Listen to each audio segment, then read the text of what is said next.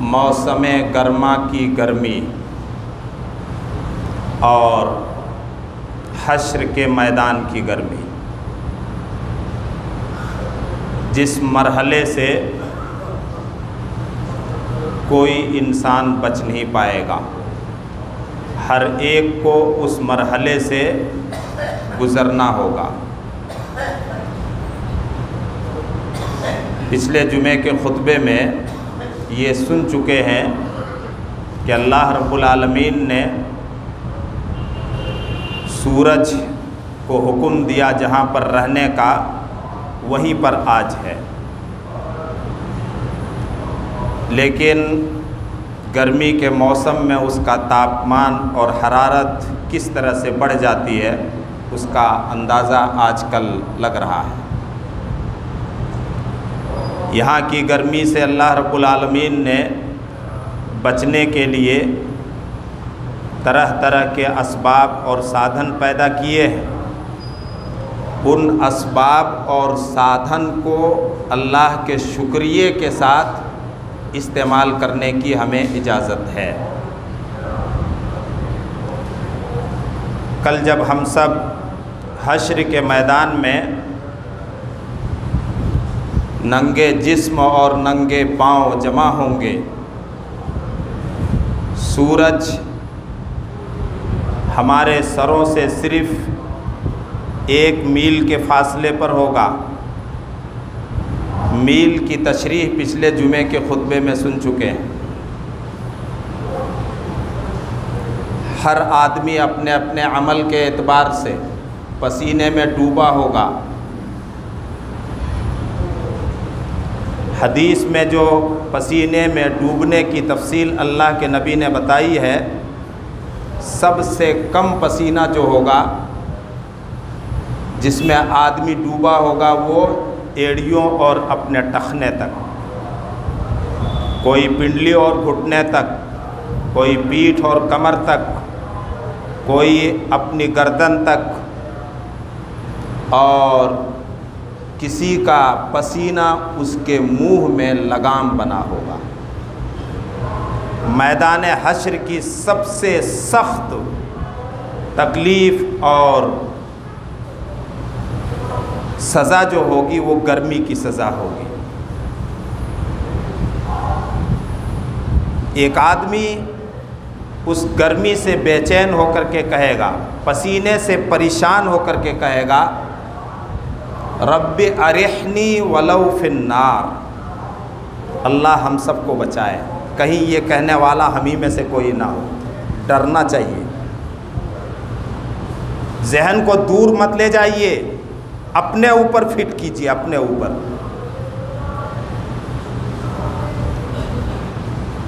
پسینے کی پریشانی سے پریشان ہو کر کے کہے گا، رب ارحنی ولو فی النار، اے ہمارے پروردگار اس تکلیف سے ہمیں نجات دے دے، بھلے جہنم کی آگ میں ہمیں جھونک دے۔ اللہ،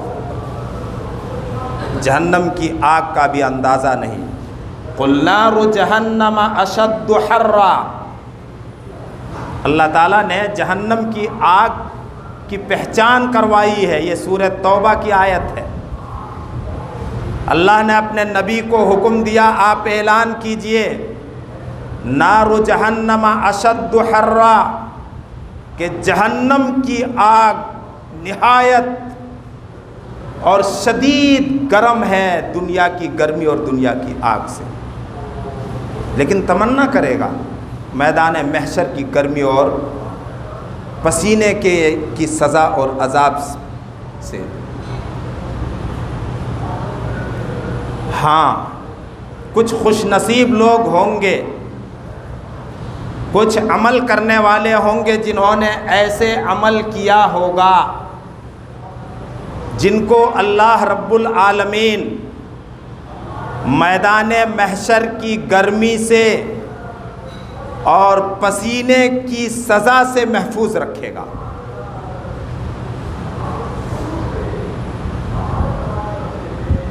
پچھلے جمعے کے خطبے میں وہ شفاعت کے تعلق سے جو بات آئی تھی اس کو رہنے دیتے ہیں۔ ہمیں وہ اعمال کرنا چاہیے. اگر ہم نہیں کرتے ہیں تو پھر ہم صرف کسی کی سفارش سے اس گرمی سے نہیں بچ پائیں گے. ہمارا اپنا ذاتی اور نجی عمل ویسا ہونا چاہیے. من جاء بالحسنۃ فلہ خیر منہا، سورہ نمل کی آیت ہے. جو نیکیاں لے کر کے آئے گا اس کو اس کی نیکیوں سے اچھا بدلہ ملے گا.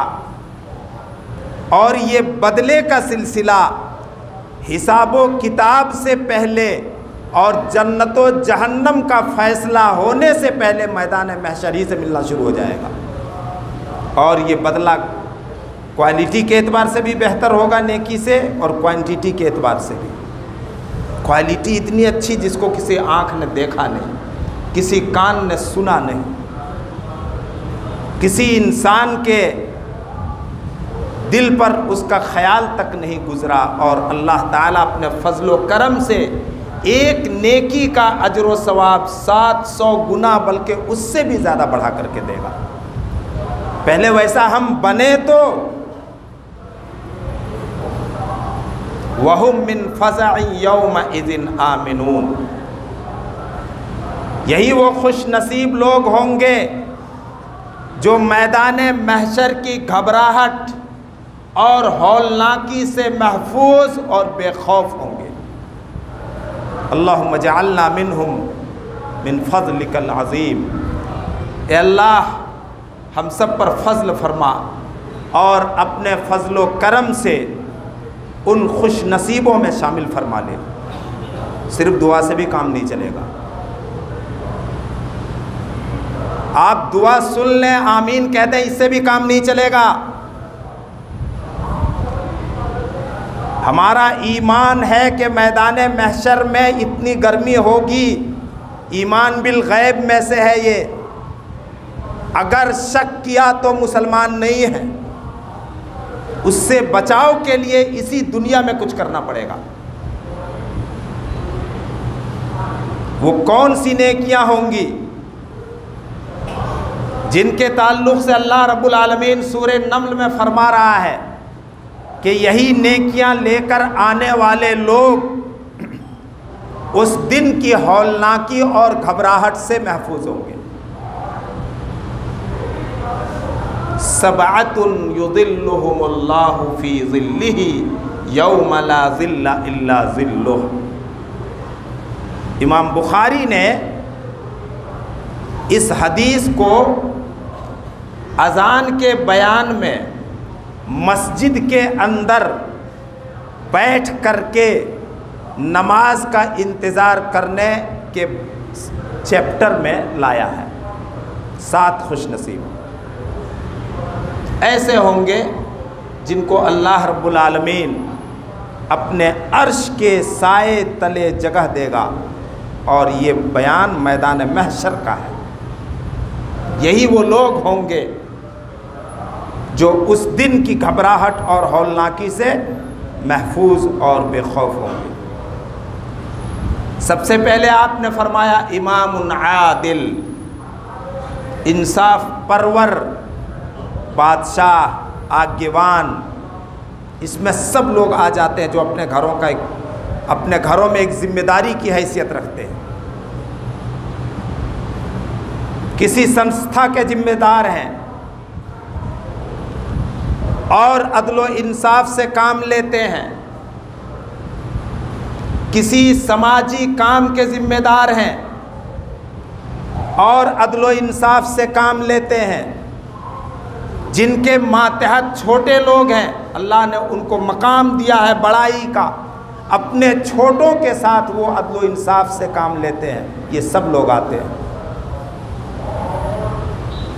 اگر حکمراں اور آگیوان انصاف پسند ہوتے ہیں تو جنتا سکھ اور شانتی کی سانس لیتی ہے. اور حکمراں اور آگیوان اگر ظالم قسم کے ہوں تو ملک کی پوری جنتا اور ان کے ماتحت رہنے والے سارے لوگ بے چینی اور اذیت میں زندگی گزارتے ہیں. اس کا تجربہ سب کو ہے. چلیے دوسرے نمبر پر شاب نشأ فی عبادت ربہ. یہ حدیث بہت سنتے ہیں لیکن اس کا تعلق خاص میدان محشر سے ہے. ایسا نوجوان جس نے اپنی زندگی اللہ کی اور اپنے رب کی عبادت و بندگی میں گزاری, جس کی پرورش ہوئی رب کی عبادت و بندگی اور اس کا فرما برداری میں. نوجوان خاص طور سے سنیں. دوسرے ہی نمبر پر اللہ کے نبی نے اس کو رکھا. تیسرے نمبر پر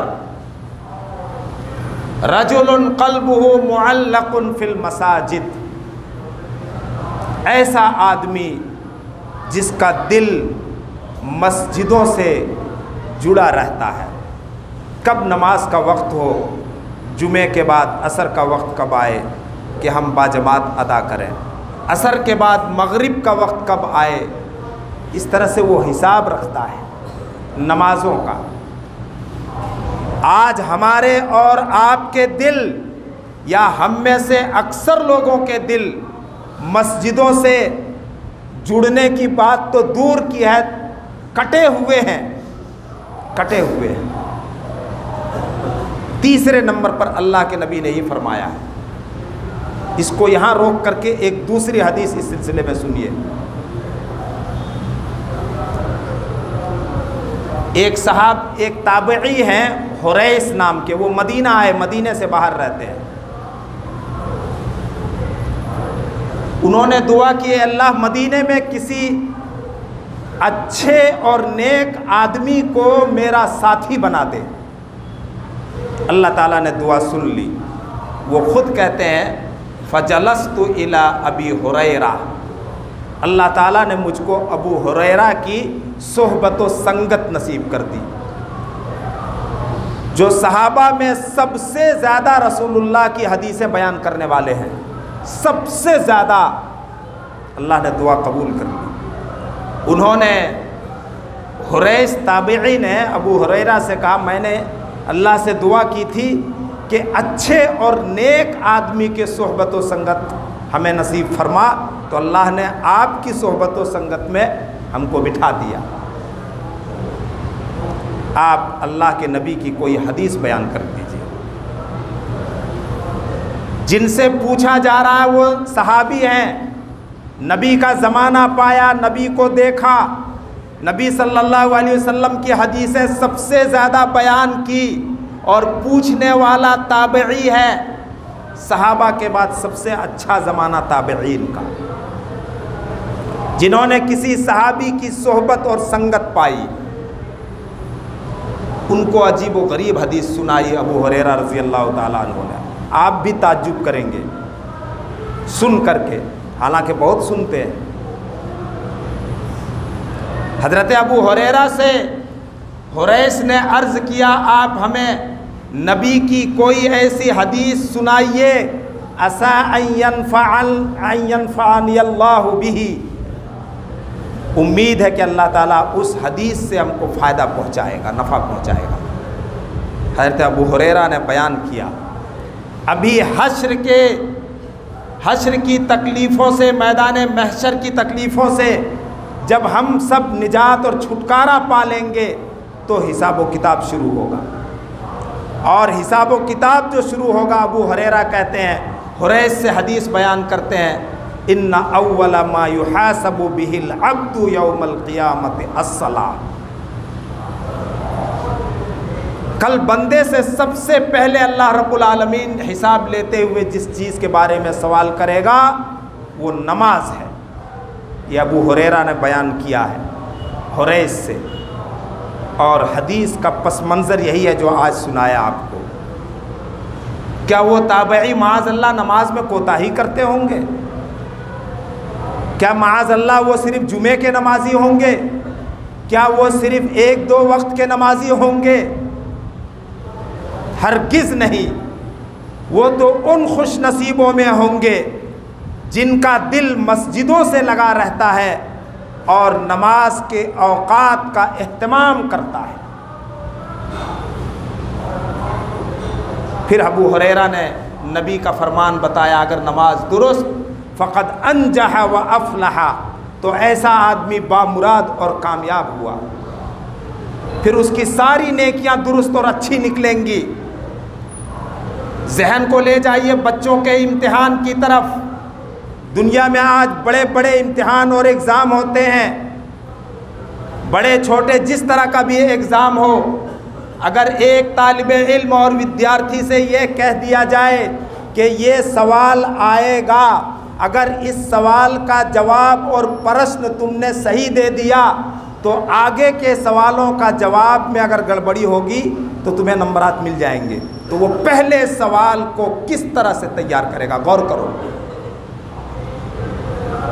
پہلے سوال کا جواب اگر درست تو آگے جواب میں جو کمی بیشی رہے گی نمبرات نہیں کٹیں گے آپ کے۔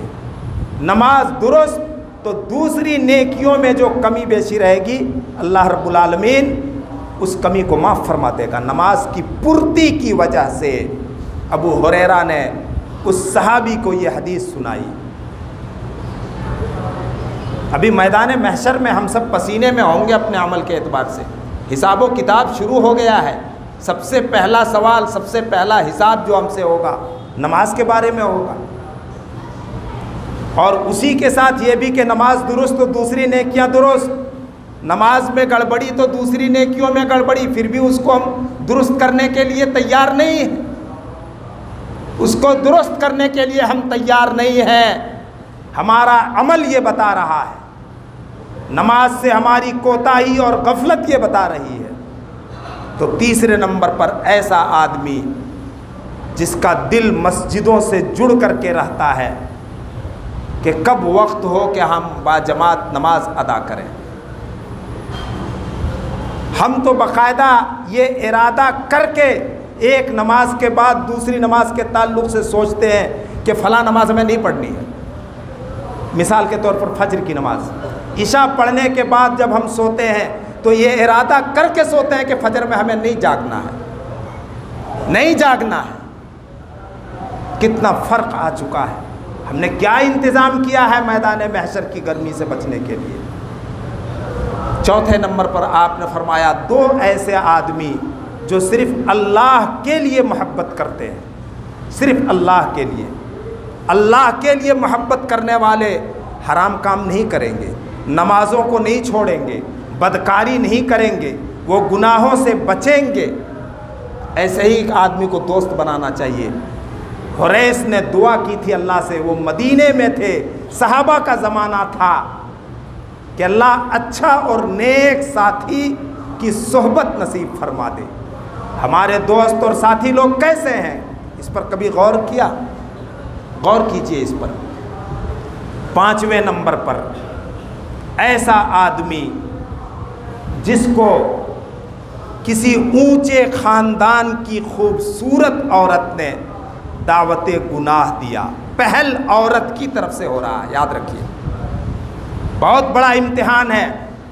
پہل عورت کی طرف سے ہو رہا ہے، اونچے گھرانے کی ہے، خوبصورت بھی ہے، اور پہل کر رہی ہے، آفر کر رہی ہے۔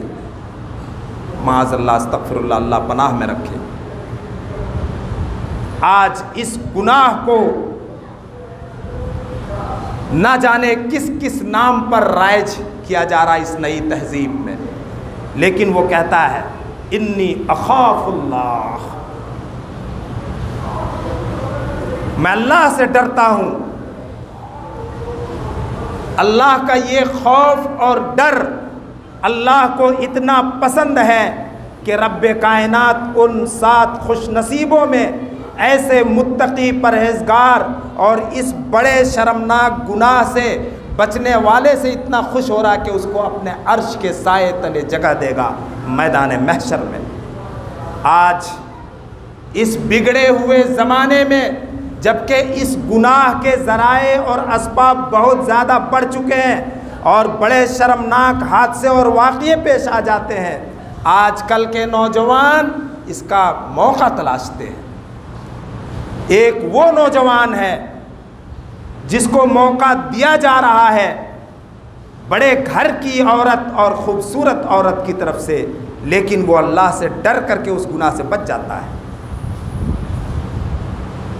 اور ایک آدمی وہ ہے جو کسی کو کچھ دیتا ہے، صدقہ کرتا ہے، اتنا چھپاتا ہے کہ اس کے الٹے ہاتھ کو نہیں معلوم کہ سیدھے ہاتھ نے کیا خرچ کیا۔ اس میں دونوں کی گنجائش ہے، قرآن و حدیث میں دونوں کا بیان ہے۔ اگر چھپانے کی ضرورت ہو تو چھپانا چاہیے، اگر ظاہر کرنے کی ضرورت ہو تو ظاہر کر کے بھی دے سکتے ہیں، جیسی ضرورت ویسے عمل کریں گے۔ ساتواں، رجل ذکر اللہ خالیا ففاضت عیناہ، جس نے اللہ کو تنہائی اور اکیلے میں یاد کیا اور اس کی آنکھوں سے آنسو بہہ پڑے، اللہ کے ڈر سے، اپنے گناہوں کے احساس سے، میدان محشر کی گرمی کو یاد کر کے، جہنم کی آگ کی تپش کو یاد کر کے، رب کی پکڑ کو یاد کر کے، ففاضت عیناہ، آنکھوں سے آنسو بہہ پڑے، کوئی نہیں دیکھ رہا ہے، ایک دم تنہائی ہے، اکیلے ہے، رب دیکھ رہا ہے۔ تو ایسے آدمی کے بارے میں اللہ کے نبی نے خوشخبری سنائی کہ جس طرح سے جانور کے تھن سے دودھ نکالنے کے بعد تھن میں واپس کرنا ناممکن ہے، اسی طرح سے ایسے آدمی کا جہنم میں جانا ناممکن ہے۔ جہنم میں جانے سے پہلے اللہ رب العالمین اپنے عرش کے سائے تلے اس کو جگہ دے کر کے راحت پہنچا رہا ہے، پسینے کی ایذا اور تکلیف سے بچا رہا ہے، سورج سر پہ ہے اس کی گرمی سے بچا رہا ہے۔ آپ ہم سب ساتوں میں سے کس میں اپنا نام لکھوانا چاہتے ہیں؟ کیا ہماری نمازیں اس طرح سے ہیں، ہمارے دل اس طرح سے مسجدوں سے جڑے ہوئے ہیں کہ ہم امید کریں کہ میدان محشر کی گرمی سے بچ جائیں گے؟ تعجب ہوتا ہے ان لوگوں پر جو 50 کراس 60 کراس ہیں لیکن اللہ کے آگے جھکنے کے لیے تیار نہیں ہے، قسم خدا کی جھکنے کے لیے تیار نہیں ہے اللہ کے آگے، کوئی ڈر نہیں، کوئی خوف نہیں۔ میرے بھائیوں اور دوستو، کچھ محسوس کیجئے آج کی گرمی کو محسوس کر کے اس دن کی گرمی کو یاد کیجئے جب سورج ہمارے سر کے اوپر ہوگا۔ اللہ رب العالمین اس دن کی شدت اور ہولناکی سے ہم سب کو بچائے۔ اللہ رب العالمین ہم سب کو اپنے فضل و کرم سے جہنم سے بچا کر جنت نصیب فرمائے۔ اللہ رب العالمین اپنے فضل و کرم سے ہماری نیکیوں کو قبول فرما لے اور ہمارے گناہوں سے درگزر فرمائے۔ یقیناً وہ بے حد و حساب معاف فرمانے والا ہے۔ مصیبت زدہ لوگوں اور پریشان حال لوگوں کی مصیبتوں اور پریشانیوں کو وہ دور فرما دے۔ یقیناً وہی پریشانیوں اور مصیبتوں کو دور فرمانے والا ہے۔ بیماروں کو اللہ رب العالمین شفائے کلی نصیب فرمائے اور ہم سب کو ہر طرح کی بیماریوں سے، پریشانیوں سے اور مصیبتوں سے ہماری حفاظت فرمائے۔